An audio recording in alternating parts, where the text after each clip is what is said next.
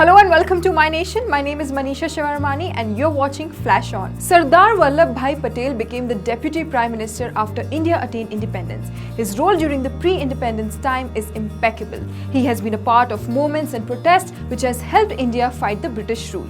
It was during the Khilafat movement that he gave up his job and dedicated himself wholly in the independence of the country and welfare of the people. Sardar Patel was the one who fought for the women's right to vote.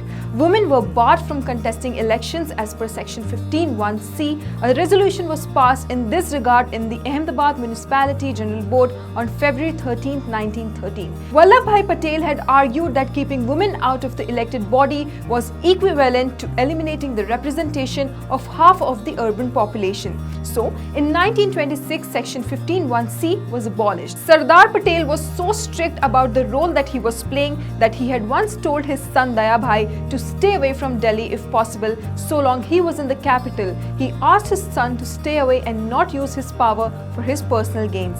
Sardar Patel was the one to reduce the princely states from 562 to 26 administrative units and bringing democracy to nearly 80 million people of India. The integration of the states is certainly to be termed as the crowning achievement of Vallabhai Patel's life. But for him, he was not done. After bringing the princely states together, he was the one to set up the core of the Congress party. He used all his organization skills to set up the party. However, with time, his efforts were forgotten and the recognition for his work was fading. But then the construction of the Statue of Unity was announced in 2010 and it was given to Larsen and Toubro, who received the contract from the government of Gujarat.